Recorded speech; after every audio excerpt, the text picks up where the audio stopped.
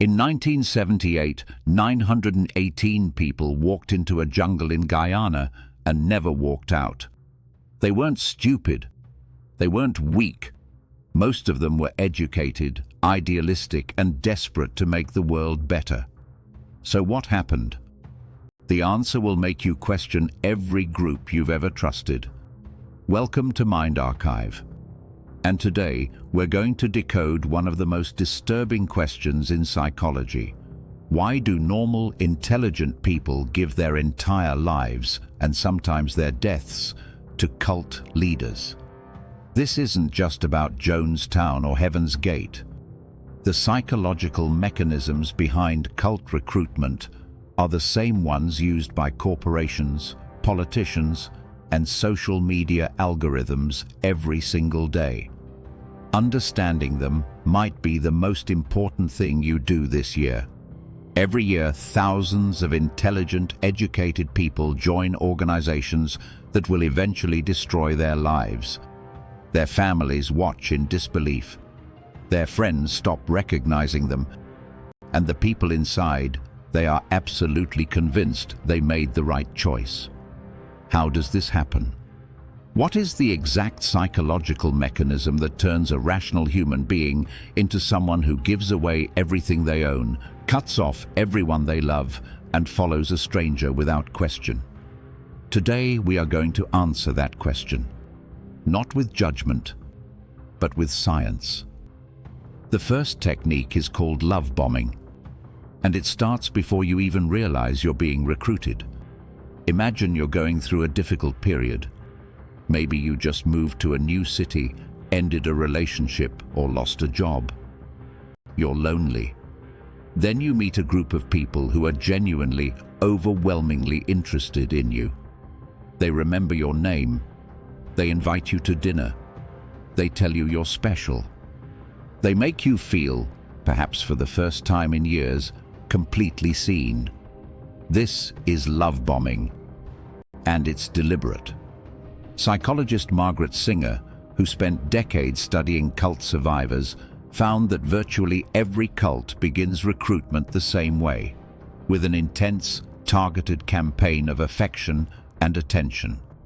The brain responds to this with a flood of dopamine and oxytocin. You feel good. You feel safe. You feel belonging. And here's the critical part. By the time the demands begin, the donations, the isolation, the obedience, you're already emotionally bonded. Leaving feels like abandoning family, because neurologically, that's exactly what it feels like. Think about the last time someone made you feel truly special, truly seen. That feeling is one of the most powerful forces in human psychology. We are wired for belonging. Evolutionarily, being excluded from a group meant death. Cults know this. They exploit it with surgical precision. And the frightening part, it works on everyone. No exceptions.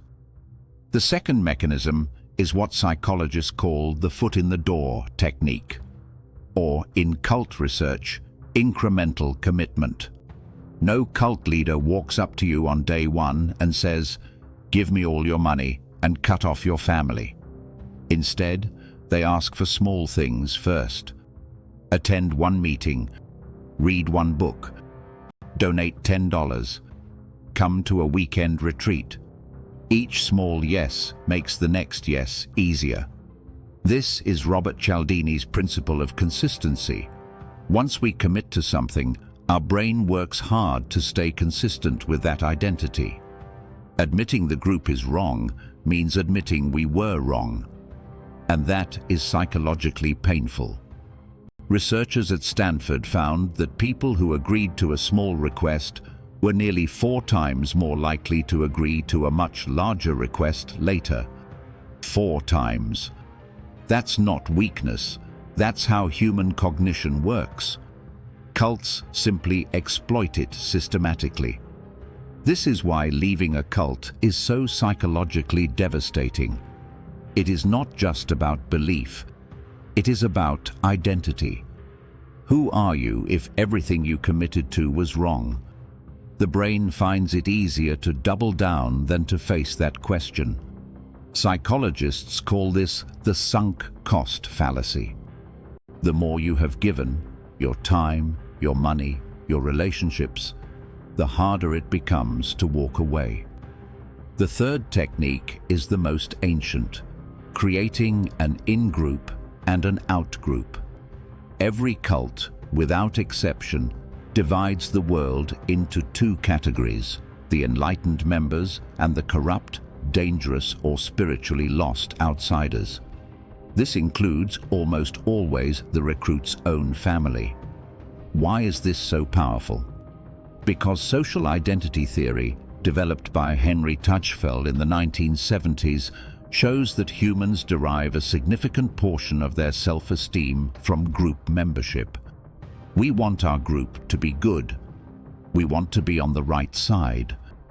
When a cult convinces you that your family doesn't understand, that your old friends are spiritually dangerous, that only fellow members can truly support you, they aren't just isolating you tactically. They're replacing your entire social world.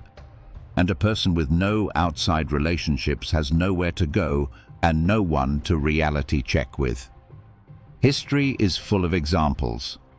The Heaven's Gate cult convinced 39 educated Americans to take their own lives in 1997. The FLDS Church separated thousands of families across generations. And today, right now, there are online communities using these exact same techniques. The platform is different. The psychology is identical. Here's what makes this truly unsettling.